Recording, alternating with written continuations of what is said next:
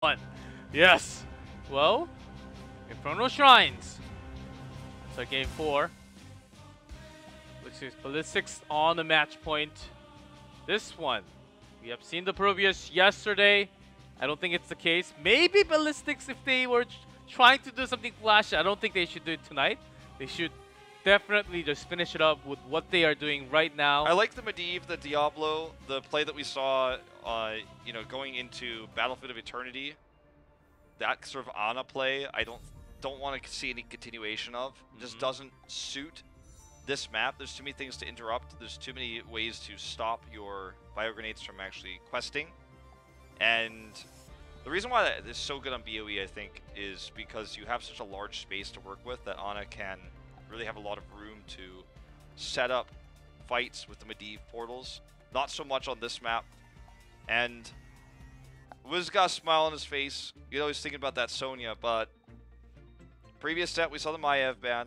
I'm cool with Maiev ban, but they're going to ban Medivh if you do that. Maybe you ban the Genji. Tease that you want the Medivh over the Maiev. Got a strategy prepared for that. That's how you get the Medivh if you want it. I know BlossoM wants it, but now that Ballistix is just unwilling to play against it, it's so difficult to trick a ban into allowing you to have that. They do go down the Genji route as I suggested, but totally destroys the Avatar if Ballistix was even considering that happening. I don't think it was the case for this map, but still. They still just ban the Medivh. Maiev open? Maiev is open. They will get pick. it. I feel like Ballistix will just counter it just like KSP did. Mouth Tracer. Maybe not the Mouth, but Tracer does seem like a pretty good one. Has a recall, can always move into the bind, never get pulled into it. Let's see. It's difficult to use Tracer on this map because of the way the shrine works. I'm gonna prefer the Sonya, at least for now. Do they want to go for the Junkrat here? Is the big question, because we've seen a huge movement away from the Junkrat in this Maiev comp, but it's so good for this map. Yes, so good. Just poking, and do some damage, pick up the defenders. Also great for the cam control. You have a lot of walls to go. Pass with the mine. Of course, we cannot forget about the Riptire synergy with Maiev. Dudu's laughing and smiling, which means I believe he's thinking about that. He's thinking about that Tracer still. Who's going to play Maiev? I'm guessing Modern? Yeah, I think so. I think he was the last person to play it for BlossoM. So big shoes to fill. Not big shoes to fill, but it's a tough hero to maximize for a flex player, but I think in this lineup, he has to be the one. Tracer does get locked in with a Garrosh, though, not the Tyrael. So they're looking for the taunt combo. This comp already lacks a lot of synergy, I think. They're removing the Stukov, like, This means I think there has to be a Tyrael ban. Because you remove the Stukov, then if they get Tyrael, then you're just going to have a bad time. He's just going to sank every combo you're trying to set up. We'll actually give the ground to Ballistix right in the circle. No taunts, no cage. Even if that happens, Sanctification basically cancels everything. It's a pretty good ban. You already have Sonya. What else can you have against that Tracer? We saw Tutu, very threatening against the back line. Let's go back. Last time they were at Tyrael, not anymore. Falstad was one of the tools they used to disengage. Garrosh, Tyrael, and Tyrael were the three tanks that we saw Ballistix play. Garrosh and Tyrael both removed now. Gonna have to see some flexibility here. Junkrat is taken, and then Johanna, the blind. Johanna's blind will also prevent Maiev from connecting her Umbral bind to a hero. So her auto attack will not connect. So it can be quite strong against that.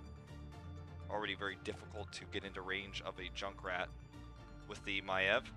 So he's just going to mine you away.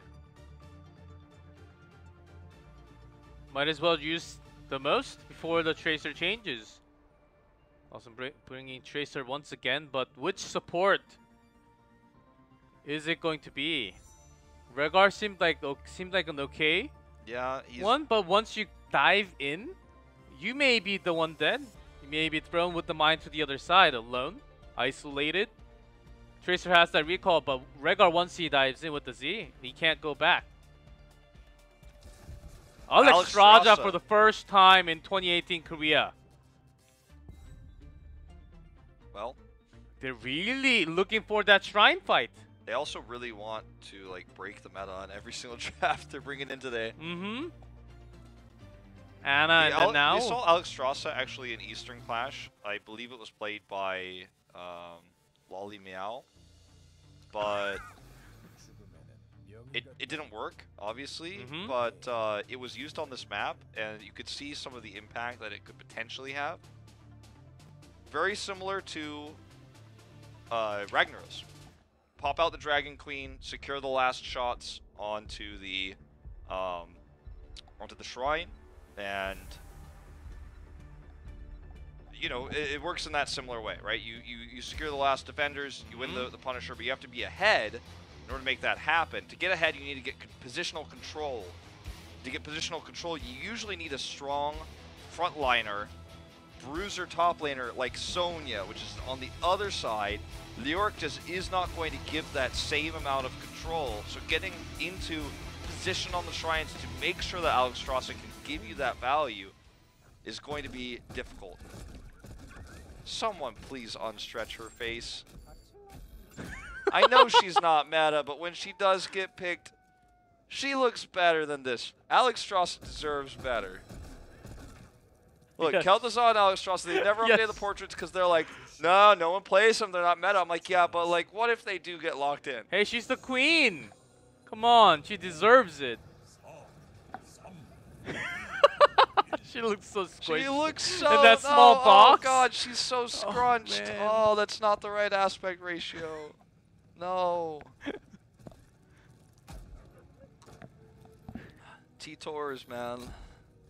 And rip that dream, but I actually like this pick. They have lots of tanky heroes. They can receive lots of heals on that circle. And they should be the ones staying in that circle. Except for the Tracer, of course. Maybe a little bit hard to get all the heals for Tracer. But always can queue in, sacrifice her own health to queue in Tracer. That's also pretty bursty. So I do follow the line of thinking of Nasang. Well, it's crazy like what you could do with a Garrosh if you go for the life bind. But that's also another one. I don't think that's gonna happen. Yeah, the flame to synergize with all the heroics that they have. Yeah, I think it's a better one. If you're really trying to use that as why you picked Alex Strasza, then like whoever made that decision to draft, we need to have a talk. Then why not just Rhaegar with the Ancestral? Yeah, exactly. Like, it's cool though for Garrosh in a lot of ways. But yeah, it's not going to be that. In terms of sustain, Alex Strasza is not the best. Yeah, somewhat okay because you have double tank, but you have to really put that circle in the perfect spot and know the flow of the team fight, what's going to happen in the next few seconds. You have to pre-place your heals. It gets obviously a little bit stronger once you finish your quest at level 1. And it even gives you regen gloves, like later. If you win the shrines, you get 2 bonus globes. So there's a lot of ways to make this quest work. Going into the complete build, going to Surge of Vitality on 4 to give the extra movement speed. But you still have to pre-place it, you still have to make sure it connects. Another thing about Alex Strasza, she's got really good wave clear for a support, like Rhaegar. Not good at camping, but very good at pushing waves for really strong mana efficiency. And also poke. She has poke on the front line. with spell power, so Johanna's blinds are not really going to affect how much damage she can put off. It's just some things to keep in mind. I think we're gonna see something crazy again from Nasang. He has been very off the meta support heroes tonight, picking Ana and Alexstrasza now. I think that's about everything that we covered about Alexstrasza, since she's basically never seen in Korea. Yeah. Of course, she's going for that circle build. Yeah. Okay, let's see how this first shrine goes. BlossoM does Ooh, take SCSC control. no escape. Gets caught. But now BlossoM takes control of the shrine. So, if they need to use the Dragon Queen, it's going to basically be secured. They might not even need to, because they already have such great control. Short death timer, though, on Hanzo. He'll be back up in just a few seconds. And yeah, look at Nasong's wave clear as he just pushes through. Mine does not knock him the way he wanted it to knock him, so ends up being fine. Dudu's just going to split soak here versus the Sonya. And they don't even force the Dragon Queen, doesn't look like here. 5 left to go. Ballistix doesn't actually accomplish anything. They were a little bit hesitant. Very unlike Ballistix to kind of choke in a moment like this. Not even needed, and you can actually empower the push a lot more. I think this is a better time to use it now. There we go, the Queen. Actually does a ton of damage. It does do a lot of damage, especially the structures. It's hard to hit heroes with it because it has like such a long, I guess a short attack speed. Yeah, in a way, it's like a Dragon Knight. Yeah. CSC pulled by the bind once again and burst damage. This Tracer Maiev, and Leoric is not even here. This Maiev is so annoying to deal with. Gondar's got a lot of armor, but Modern just does not have the ability to, or sorry, Nasang does not have the ability to heal him. They got the wall. Tracer was getting soaked in mid even. Yep, they are getting bought as well, so they take a whole level lead throughout this. Ooh, Hanzo overextending a little bit too much in this fourth game. I just feel like Ballistix is frustrated. They allowed the Maiev through, and then, you know, they felt like they had a comp that could deal with it well when they took Junkrat on their side. They had the Sonya pick. Then they picked Alexstrasza, and I feel like Ballistix was a little bit humiliated at how much control that Alexstrasza gave on that shrine and how BlossoM was able to get that first kill. Given a normal circumstance, Ballistix would have forced the Dragon Queen early, and this would have been a totally different story, but because they lost Hanzo, SC is definitely kind of shooting himself in the foot by that mispositioning mistake. As long as they can recover and continue to soak with Sonya, I was even taking the bottom camp right now, they will be able to keep a pretty competitive 10. They're going to be about half a level behind. And then we can have a more competitive game. But as it is right now, BlossoM with a pretty nice lead. And it was a 5th pick Hanzo. I feel like there were many other heroes that could fit the place. But it was going to be kind of weird with the Junkrat also in the team. SD could, of course, flex into Tychus, but that means that SCSC would be on a different role, so to say. Sure. Off his most comfortable hero. Not to say comfortable hero, of course he has a wide hero pool, but he has not been playing anything other than Genji and Hanzo for a long time. Well, it is going to, of course, be the level 10 that gives you the range, the Cleansing Flame. Not going to be the Life Bind, as cool as that would be. It's just not, they picked her for a reason, right? She has 2 ways now to secure the last defenders. And she can have basic invulnerability while providing massive sustain to the Garrosh, who will very likely live almost forever in every team fight. Damage and heal at the same time. Seems like the best option. The annoying concern is that Riptire is on the board now, and that can mess up some of the stuff they're trying to do with the prison. And the the fact that Alexstrasza just doesn't really have escapes. Like, she could die to a stun into a big Riptire.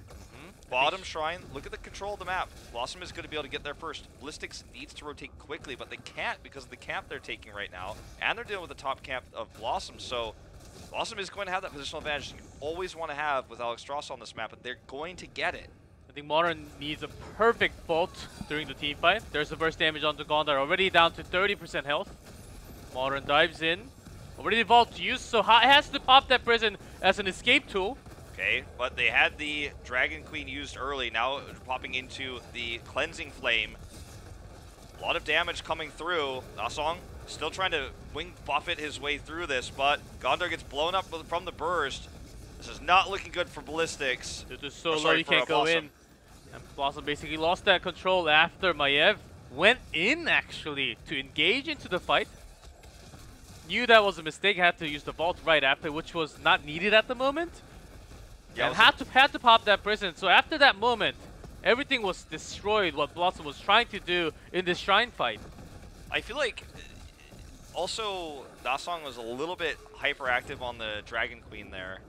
He went from his Dragon Queen right into the Cleansing Flame without really a pause, and I think it was a little bit too quick to pull the trigger on those.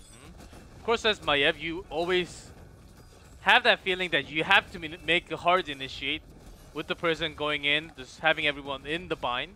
But in this case, was none of his teammates were around him. It was never a possibility to actually synergize with what you're trying to do. Modern realized that way too late after engaging in by himself. Well, let's see if can redeem himself. Pulse Bomb even used here. Desperation now for BlossoM to keep this keep alive. Rotating in with the Blessed Shield into the Condemn. That's going to be a dead Tracer. Double stun. So much damage from Hanzo. This may actually be more than a keep. Leoric's not even here. This was without Riptire. Still available.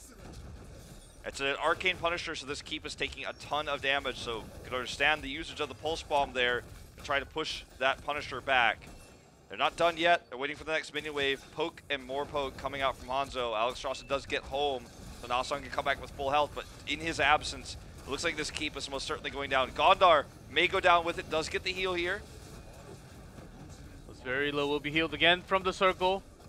Engaging in after 13. They have some tools in Tomb, but not really the damage follow-up. Here's that bind. Okay. Here's that wombo combo, but Riptire! Riptire shutting it down again. This Junkrat pick is so strong against this composition. Modern gets taken out. That's triple kills on the side of Ballistix. Now we're going to see NaSong get trapped. The Alexstrasza pick did not work like the Ana pick did for him earlier today.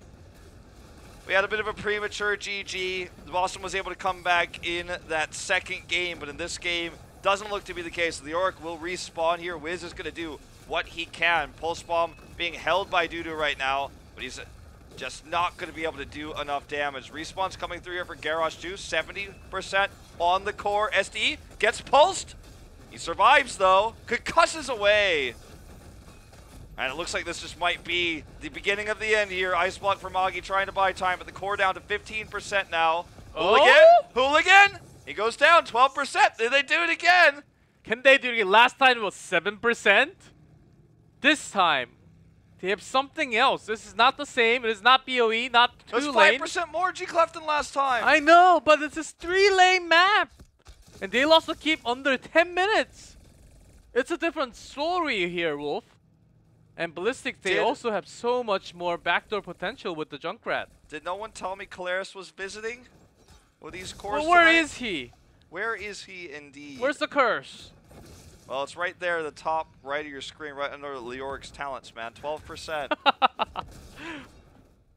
Kalaris cores are a little bit, you know, a little bit closer, usually around 2%. So maybe he's like in the Philippines or something nearby, but like not actually here in Korea. They live. There's backdoor potential on this three-lane map, as you say. This is a hyper early keep. Like we're talking, that keep went down around like 10:30 or 10 minutes. So these catapults are going to be affecting the game for much longer. Level 16 apiece though. BlossoM getting those kills. And BlossoM has, of course, top fort pretty damaged, but still has all the other forts. Other than the bottom lane, here's the engage. Modern goes in with pops that cage. Has some CC, but Riptire comes and destroys everything that they're trying to do. Gets a kill onto Sonya. Okay, it does mess up the formation, but this Cleansing Flame is doing a lot here. So much healing. They need to survive through this. Double heals on the ground here for Alexstrasza, healing up everybody on the side of BlossoM. Hooligan's eating a lot of damage. NaSong on the chase here. They are going to get this fort. They don't get anything else. But they will have control of the shrine yet again, and that is the most important thing. Again, with these Alexstrasza comps, you need to have control so that you can win the initial trades on the defenders, because Alexstrasza comps are usually not poke-based. They're usually comps that are good with heroes like Tracer, like Maev, that need to be in close. The amount of healing from Alex Straza was insane. They were very low, but healed back in matter of seconds there. It's the full shabam on the... And the quest completed too. So Nasang getting a lot more done from the circle. It's abundance, that the build that she's going for here, and even going into shield at 16. Now that they've taken control, she would like to Dragon Queen, but she already used it. Engages in, Riptire in 10. Cage not available for 25, so they need a lot of more time. BlossoM is, but gets the Punisher. Ballistix wants something else done here. Double shield, Wiz super low. They grab the Punisher. Ballistix doesn't get any kills. And now they can actually re-engage. 15 seconds until Cleansing Flame is ready. BlossoM making these support picks work, man. I don't know what is happening. They are coming back into the game. I think Ballistix is choking hard. They got the early game taken from them. They were clearly flabbergasted by the pick. Made some mistakes. Won the rest of the team fights. Looked for a core call. Dude, they're looking for the snipe. Close. This could be a keep. Trade a keep for a keep.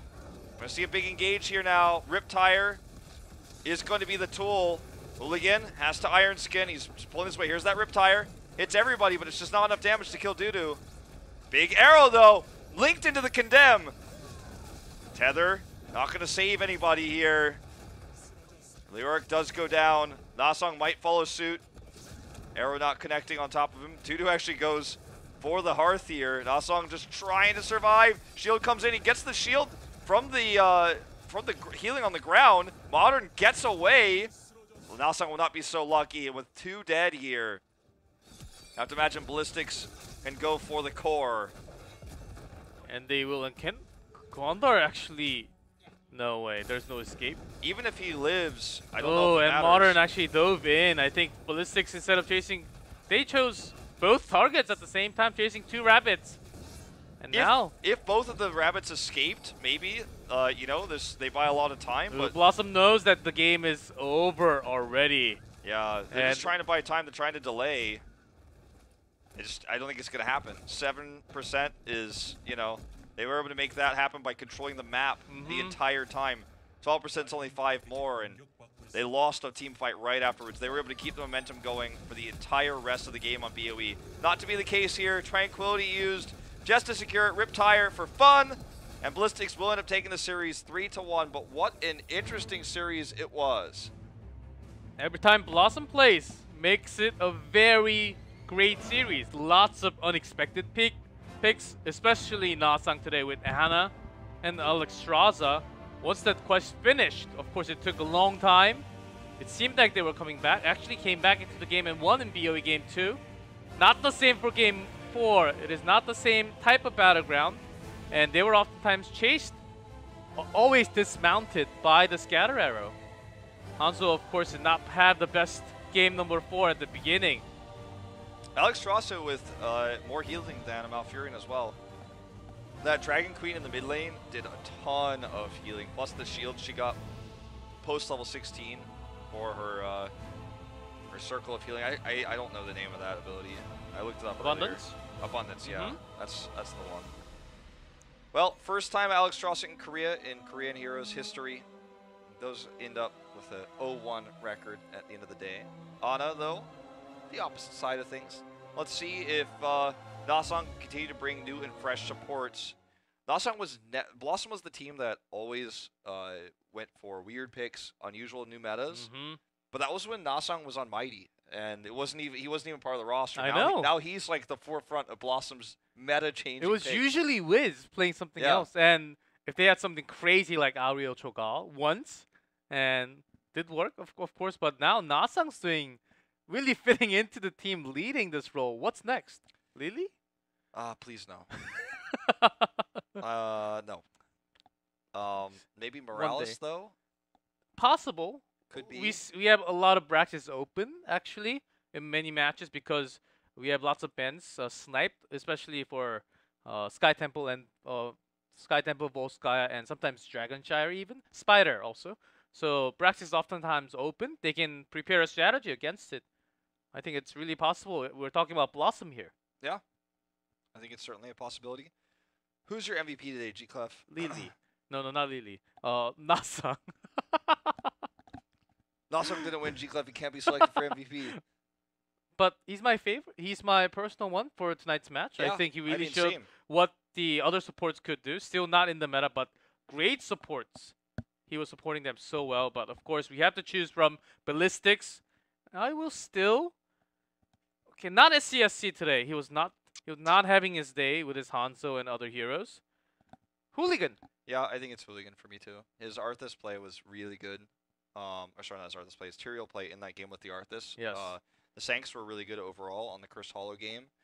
Really good Holy Grounds. Yeah, Holy Grounds too.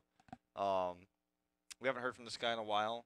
Eastern Clash back-to-back champion. He joined the roster that led them to those 2 titles. So, you know, I'm into it. I want to hear from Hooligan. Yeah, Hooligan, a funny guy overall. And when I took a trip to HQ with Wiz and Hooligan, it was really fun. He was kind of a weird one, saying whatever he wants to do all the time. Like you could tell from the first Eastern Clash, he was dropping all the bits. He was one of the real Hooligan there. But second one, he was calmed down, was calming himself down, keeping things together. But because Ballistix did not get a 3-0 against BlossoM, they will actually not move up to the first place. That's right. So Tempest will hold that one for now. That's I was so hyped by the Ana pick that that totally left my mind. That was actually a really hype moment and an important moment for Tempest fans. But yeah, 3-1 scoreline means they'll just get the good old +2 and another 3-1 on their score marks. We're gonna take a look at some highlights in a minute, but it's been a great week of HGC Korea. I think like possibly the best day of matchup. Both matchups actually not too one-sided. Great team fights, some unusual picks and strategies. I enjoyed this night very well. Yeah, I mean, in Korea, their big 3 matchups are always exciting. Ballistix, Tempest, Tempest, Ballistix. Those each other. Ballistix, KSB Black, and etc. All those 3 matches. And I think that's what most people tune in to watch Korea for. And I'll be honest with you guys, most of the time outside of those matches, we have a lot of one-sided matchups. Because in 2017, it was 1 is better than 2, 2 is better than 3, 3 is better than 4, 4 is better than 5, 5 is better than 6, 6 better than 7, 7 is better than 8. Like there was a 8 better than was Open a clear Division. laddered, Open Division better than us. Yeah. It was wow, you had to bring that up. So there was a clear laddered tiering system in HGC in 2017 for Korea. This year, anything goes. Like we've seen a lot of upsets. The bottom teams have taken games off of the big 3, and this region, I feel like, has really become a lot more interesting to watch. And that's saying a lot, because even though Korea has won so many world championships, and with the exception of mid-season brawl, pretty much dominated every tournament that happened internationally. I think it's partially because not only all the Korean teams are rising up in level in their play with experience with the strategy, it's also because we have a lot more heroes in Nexus. Yeah. We could actually counter with specific picks here. I mean, I'm just saying, like, even though we had those 3, you know, the top 3 teams win international championships, the rest of the region was never up to par. And those 2 teams always dominated. And now the fact that we're seeing Ballistix lose games to BlossoM, we're seeing Tempest lose multiple games to Gluck, for example, shows that the level of play in the region overall, and the picks and stuff like you were talking about with the new hero pools, are also really risen up right now. Well, watch Ana. Oh my god. No healing coming out with the Bionic Grenade, and Garrosh dies instantly. Well, that game was one of the most memorable games I will always remember. And Towers of Doom.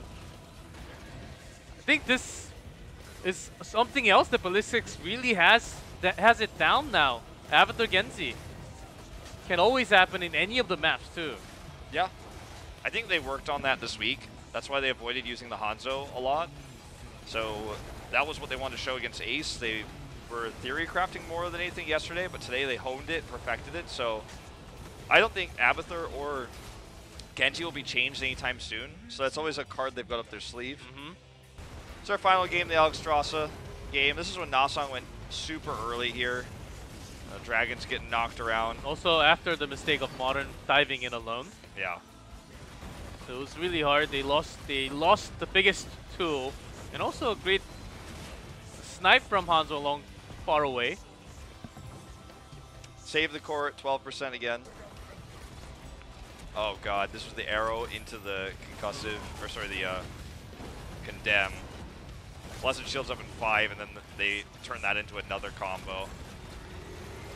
So this time it was not the comeback, just the core surviving. Riptire doing massive damage here, and we're going to jump to our interview with our MVP, SDE. So, G-Clef, take it away. Hello, why don't we have an introduction? Hello, I'm Flex from Ballistix, SDE, Hyuntae Kim. We have some points that we want to point out today. First, Anna. And the last one, you had the core call, you missed the first one in the BOE. Also the last one with 12%. How was the core call? What was happening at the moment?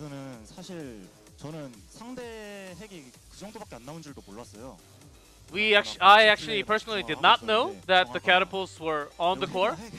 I think he's talking about BOE. And we were really trying to go, but we failed to do so. And also in Inferno Shrines, I think I made a mistake. If I died next to the core, I think I could have done some more damage with the Junkrat passive. I don't think that was possible. Still 12% left. So it's all my fault. But still, you guys won that game. But overall, all games was really tough against BlossoM. We always knew that really good. They're really good. They're really good at scrims. But their amount of practice never really showed too much. But they're one of the best teams with Medivh. Modern's really good at Medivh. And today he was really shining with that kind of play. 사실 처음부터 메디브를 배나는 건 아니잖아요. 한번 뭐 좀 맛을 본 건가요? 네. And after you guys did not ban Medivh until you lost the game. Was that intended? Yes, we felt that pain. We really tasted what Medivh tastes like, and then we started that Medivh ban right after. Does not taste like chicken, by the way. That's Raven. I don't think Medivh is the best pick, but after watching the other teams using Medivh, I think it's also a good pick. 굉장히 좀 무난하다. 그리고 뭐 이스턴 클래시 이후에도 큰 변화 없이 아직도 비슷한 그런 뱀픽을 계속 고수하고 있는데. And after Eastern Clash, you guys are keeping the similar type of ban picks. 블라썸의 그런 깜짝 픽들. After watching all the BlossoMs, what they have, 이런 픽들을 보면서 발리스틱스는 좀 어떤 생각을 하나요? what they have prepared for tonight's match, some surprise picks. What are you guys thinking about those strategy? 정말 재밌네요. We have nothing else. We are just doing what we are good at. During our scrims, we actually use crazy heroes that you can never think of. You can never imagine. Can you show us an example? Give us an example? No, I can't. It's a secret. I think he's talking about Lily.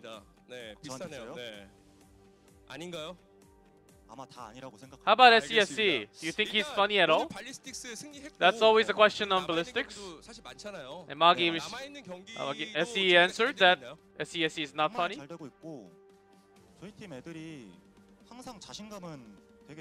Our team, we always have lots of confidence.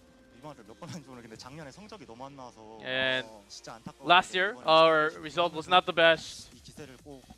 And right now, we are leading from Eastern Clash, so I think we want to continue this momentum. You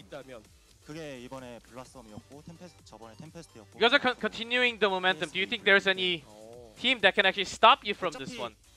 Well, BlossoM, of course, after tonight's match, that's past, but KSB, I think they're really strong. I think we have that match coming up later, and we will prepare super hard for that matchup. Did you know that if you won 3-0 tonight, you guys actually move into first place? Yes, yes, we did. Did you have that in mind when you went into the game? Of course, we 지금 kind of 하이라이트가 had 제일 that 중요한 in 게 mind. 블랙을 이기는 거예요, 결국은. But 아, 그렇죠. 네, 결국엔 블랙을 that's 이겨야 important, 되는 but 거라서 뭐한 판씩 winning 이기는 거 against 말고는 black 뭐 is what 신경 we 안 are putting on top. 앞으로 So 뭐 that's the main 발리스틱스의 focus for 남아있는 now. 경기 정말 최선을 다해서 And 좋은 that's 경기 the 보여주시고, game that we're really 신동기 focusing on. 선수가 네. 오늘 뭐 현장에도 와주셨지만 Of course, SCE, 많은 팬도 있고 you have lots 그리고 of 개인 방송도 굉장히 subscribers 열심히 from your 하시잖아요. personal stream 방송 also. 한번 홍보 시원하게 한번 하시라고. You He wanna actually brings just- the most viewers to 진짜 the stadium 모든 of any 지금 player at 시청하고 the 있는 모든 moment. 팬들이 올 수 Do 있게. you want to give a shout out? 내 방송은 이런 방송이다. 하면 오나요? 아 오죠. Can I 네, 알겠습니다. have a shout out? 한번 해보세요. 제가 스위치 TV I'm on S Twitch. O O N D O O N G E SOONDONGE. 검색하세요. 그러고 들어오시면은 Look for 진짜 SDE 진짜 좋은 Sundungi, 방송 보실 수 있고 and you can go 구독이 watch his 1%니까 stream. 드디어. And also, my emotes are pretty cute. 많은 사랑 Subscribe. 부탁드리면서 That's what he 오늘 means. 발리스틱스 순두기 선수와 인터뷰 여기서 마무리하고요. 다음 경기 또 준비해 보도록 하겠습니다. 감사합니다. And that's the So- end of interview with SDE.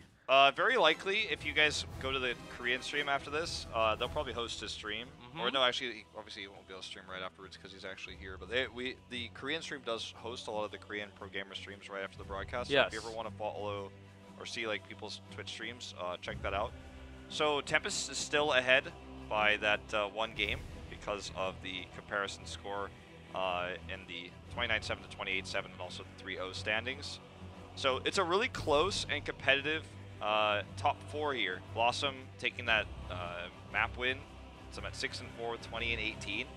And things fall off from there. But BlossoM could win playoffs with how they played tonight. If they could tighten up some parts of their play, if they could actually improve their, I think, punish play more than anything else, and play a little bit more meta when it comes Yes. to playoffs, like they could stop one of the big three from going to Sweden. So here's our matches for Oh man. Friday. Pretty good ones. KSV Black versus BlossoM. That's a one to not to miss. And then Feliz versus Ace. That is going to be the battle of the bottom. Indeed, the bottom, and of course a lot more hype goes into match one. After what we saw from BlossoM tonight, what are they going to do in the next 4 days? They prepared this within the last 2 days. Of course, they were sniped with the midi oftentimes, so we couldn't really see this kind of strategy, but they were also able to bring out some crazy supports, also prepared against Ballistix, what they played last night. So they have more than enough time, also KSV Black, to prepare against each other. This is going to be a hype match. I do not expect a 3-0 at all for that match number one. No, I think BlossoM could even take the whole series. with I how think they're playing right now. BlossoM is actually threatening lots of sets off of the top three, which Yeah. makes it a lot more interesting. Like Ballistix, they had a chance to go up to first place, but they can't.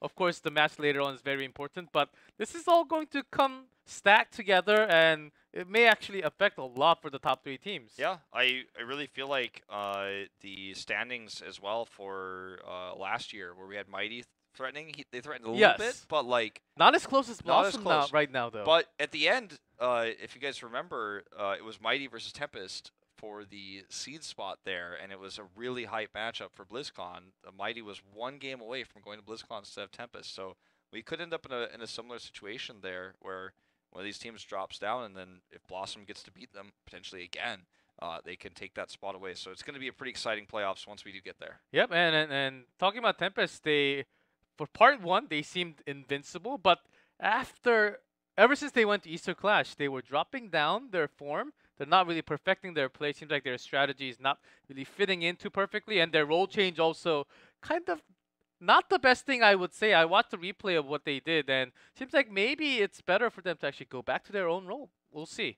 Could be, guys. That is going to be it for us tonight, though, and for this week of HGC Korea. We'll be back on Friday, so see you then. Happy April Fools.